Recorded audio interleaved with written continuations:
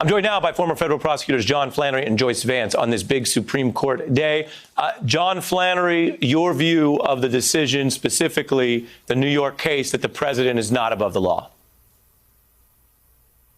I think what it says is that the monarch has taken a body blow as a result of what will be a historic decision, as you've indicated. I think that the position of the DA in New York is very special because he can speed this up in a way that the House can't, and has a specific strength, I think, in his case, that it's criminal. The most significant thing about it is this is the first Supreme Court case in which there's ever been agreed that a prosecutor could subpoena a president. The prior prosecutions have been federal that have been treated by the Supreme Court. So this is a big difference. The majority of the court, 7-2, basically said that, well, from 1740 on, the public is entitled to the testimony, to the evidence of any person. And they said that the documents are, the question is the character of the documents, not the character of the person. In this case, what we have is a situation which I bet that the DA is going to go to the court as soon as possible, move to compel an appearance to their subpoena, and going to have the discussion as to what, if anything, may be limited or excluded, and get production as quickly as possible. This is not a new issue. It's been in the courts a long time. There's no reason for it to take too long. The different question is, what can they do in the courthouse once they get the information? Will they go to the grand jury? How much have they done before? But I think the most significant thing is that the DA of New York is not subservient to Barr. I also wonder if the Supreme Court didn't have it in mind that we have a person that no one can check in the Justice Department because he stands there as the mouthpiece of the president, blocking everything that he could. So what we have in New York now is we have a situation in which there's no prior prosecution of Cohen, so there's no double jeopardy. There's even a statute there that was going to protect it. And, you know, you never want to lose John Flannery mid-thought, but as we all are working from different conditions, I think he froze. We'll try to get him back. Joyce, John was making, I think, an apt point that it may be that just as some of Trump's lawyers overreached in court in argument, the mood music of Bill Barr may not have helped or may have even backfired with some justices. I mean, we have conservative Trump appointees on here joining this. You could pick up any of that legal point, but also offer your own, because I'm curious what you think of this rather large decision. Well, I think rather large is an understatement, Ari. The court decided two, we call them issues of first impression, issues with no prior rulings, whether or not a state prosecutor could issue a subpoena like this and whether Congress could enforce a subpoena like this and, in fact, had jurisdiction to subpoena this information. And so these are, I think, large legal landscape decisions. They will, as you point out so aptly, set the precedent going forward. I don't think we can know if there was any political context at all in the justices' minds.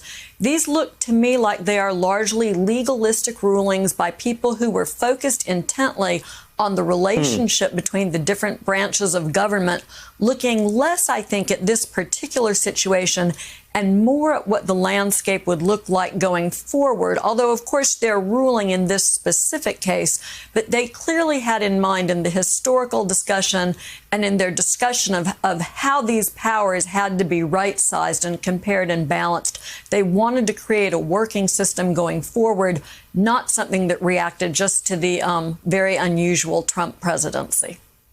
Such a great point, Joyce, and it really speaks to what is bigger than even the moment we're in. John Flannery back with us. People familiar with John Flannery will know it is difficult to ever tangle with his oratory. Only a Zoom technical difficulty could do that. Sir, you could finish your thought. Well, I guess I had an internet timeout. Is that right? I think that something about this case makes it simpler for the Supreme Court. And the thing that makes it simpler is that this involves conduct when he was a private person. It involves conduct that is not entangled with his official functions. And I think that it matters that he is the subject, at least by the documents that they're calling upon that affect him. Also, he admitted in the appeal that it didn't matter he believed that you could subpoena a president, although he wanted to restrict it. So, but he by making that admission, I think he moved himself into a worse position in terms of this Supreme Court with this specific case. Now, although there were seven opinions, seven justices, the two justices appointed by the president, Kavanaugh writing for Kavanaugh and Gorsuch, they took on the position that in the Nixon case, they required a specific need in order to decide that a president had to produce something. And both Gorsuch and Kavanaugh criticized the majority, the remaining five justices, for not making that requirement, which may be, saving an argument for down the road. Right, and I want to jump in. I just want to jump in because you mentioned Gorsuch, and I just want to get Joyce back in as well. This is a time when many people are understandably quite skeptical of many things in America, government, justice, etc. But we would be remiss to let that actually also completely overtake what happened today in this ruling. And I want to play, in fairness and in interest, what Justice Gorsuch pledged to do, Joyce, at his confirmation. Tell us whether you'd have any trouble ruling against a president who appointed you. I have no difficulty ruling against or for any party other than based on what the law and the facts in the particular case require.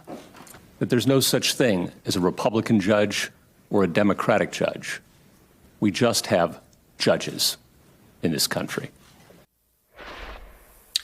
Joyce, I wonder for viewers who want the big picture and have relied on both of you through so many years of these types of stories, do you view today as more about Donald Trump losing, which he did, or the rule of law winning?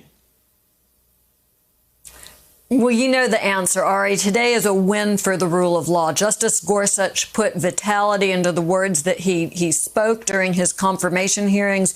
He actually walked the walk today. We all know that the president is not above the law in our form of government. But there are concerns. We have been through 3.5 very difficult years. Today, the Supreme Court resoundingly came down on the side of the rule of law. And, you know, Donald Trump, who has been, I think, very public about expressing his desire to have his own Roy Cohn as his attorney general and has expressed regret that his attorney general, his original attorney general, was not his lawyer. One wonders what he makes of these two Supreme Court justices, who he's gone out of the way to refer to as his Supreme Court justices, as though he has some ownership. Today, they've stood up and struck a blow for the rule of law. Not a partisan blow, not a blow against Donald Trump. They've simply ruled based on the law and the facts, and the American people should sleep better tonight because of that. Such an important point when you put it that way. Not all teaching is punitive. But this is a painful loss for Donald Trump, and as you say, an edifying, educational reminder that these are not, quote unquote, his people, and a time for us to reflect on an array of good news from that nonpartisan rule of law perspective. And we're richer for hearing it from Joyce Vance and John Flannery. Shout out to Zoom, and thanks for being here.